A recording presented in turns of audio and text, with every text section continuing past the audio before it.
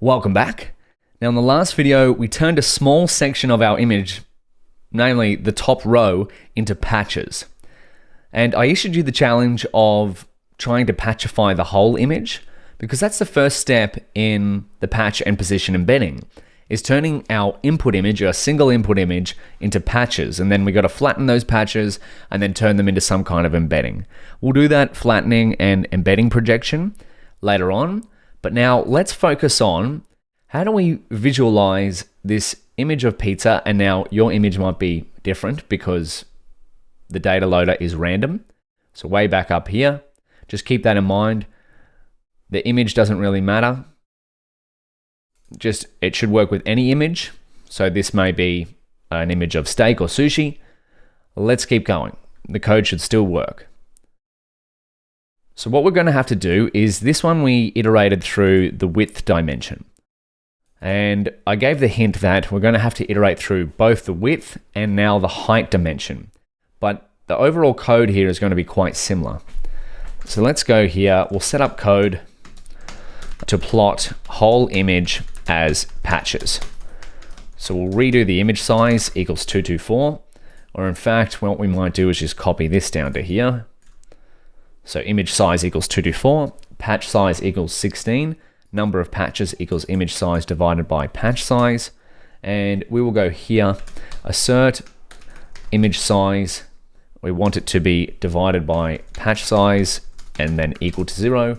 And then image size must be divisible by patch size, otherwise we'll get uneven patches. And let's print out some information here so we know a little bit about what's going on. Number of patches per row. So num patches, and then we'll go to a new line, we'll tab in, print out here, and then we'll go number of patches per column, which will be num patches as well. So we're doing the whole image now. Then we'll get another line and we'll go total patches, which will be equal to num patches times num patches. Num patches sound like a rapper name. Num patches. Patch size. Once we've built a vision transformer, we'll be able to call ourselves num patches times patch size pixels. So a whole bunch of information here about what's happening, but let's just see what it does. So we should have number of patches per row, 14, number of patches per column, 14, and total patches is 196. Where does that number come from? If we come back up here, we've already calculated that, number of patches.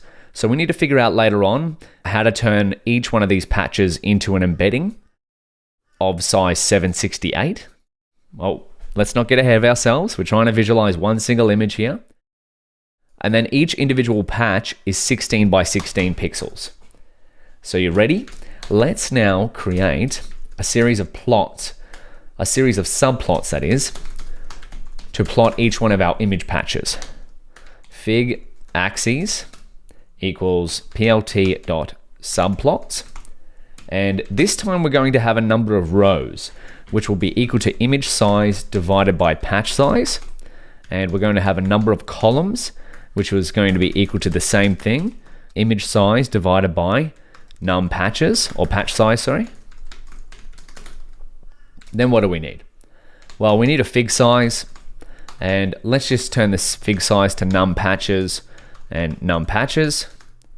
And then we'll go share x equals true. So we share the x axis information and we'll share the y as well. So that is, we want to share these labels here. Share x, share y. So let's keep going. We've got a subplot there. What happens if we print this out?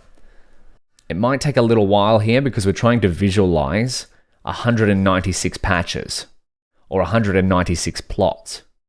You'll see down here, we've got executing time. Unless there's an error.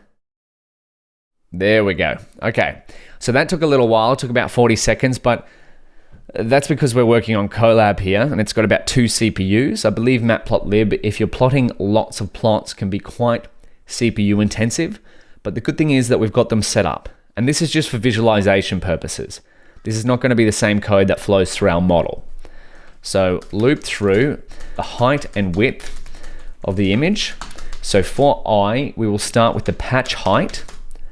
In enumerate, we want to go through a range of 0 to image size using a step size of patch size. So this is going to be iterate through height. So this is our height dimension here. We want to break our image, our single image, into patches. So we want to go through the height and then through the width and create patches of size, patch size. So now let's go for I patch width in enumerate. You may already have code similar to this because that was the challenge for the last video.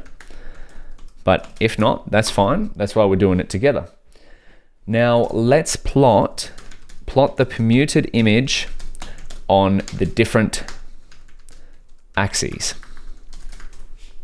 So what we actually might need to do is, because we've got I above, we need to change this one to J. So we need this one to be separate so we can separate patch height and patch width. And because we've got 196 axes, so 1, 2, 3, 14 by 14 is 196, we can index on each one of those axes by going axis I, J. So this is going to, for the first one, it's going to be 0, 0. And then for the next one, 0, 1. And for the next one, oh sorry, this way. 0, 1, 0, 2, 0, 3, 0, 4, etc. 1, 0, 1, 1, 1, 2, 1, 3, and so on. So let's now go ax ij im show, and we want to go image permuted. Now here's where the trick comes for indexing. So the first dimension is patch height, and we want to go patch height to patch height plus patch size. So this is going to iterate through the height dimension. Then on the next one, we want to go on the width dimension. We want to go patch width to patch width plus patch size. And then finally, we want to get all of the color channels. So iterate through width and then get all color channels. So a little bit going on there, but nothing we haven't done before. All we're doing is we're expanding this to loop through not only the width, but the height as well. So now we've got the height axis in there, or height dimension of our image tensor. So now we can set up a little bit of information. So set up label information for each subplot. Now each subplot, of course, is also known as a patch. So we'll go axis ij, get the current axis, and we'll set the y label. We want the y label to be I plus 1. And then this is a little bit of formatting here. Because this is a machine learning cooking show, I've actually cooked up this plot earlier. So I'm just going to make the y labels look pretty. We can do this without it, but they don't look as good. Horizontal, now alignment. That's probably definitely a spelling error, but we want this one to be vertical alignment. We might get some spelling mistakes wrong here, but if we do, that's all right. So now we go axes ij to clean up some things. We want to go set X label. We'll go J plus 1. So we've got I and J. So the Y label is the I, X label is the J. Then we'll go axes ij dot set X ticks. Otherwise, we'll get all of these little ticks here. Just removing those. And then axes ij set Y ticks. We'll do the same for the Y ticks. And then finally, we'll go axes ij and make sure the labels are on the outside, label outer. To figure all this out, by the way, took a fair bit of exploring through the matplotlib documentation. So don't think this just comes naturally to me. I definitely had to do my research. And then we'll set up a title for the plot. So fig there's an attribute called, or a method called super title, which is going to go above the whole plot. So we'll go class names, we'll index on the label. So whatever image label that we're working with will appear up the top. And if we've written the code correctly, it will be patchified. So just remember, your image may be different to mine because the data loader is random. And then we'll go plot.show and see if we have no errors. Fingers crossed. So this, again, may take a while because we have to create 196 individual plots. And that's going to be a little bit CPU intensive for our Colab workspace.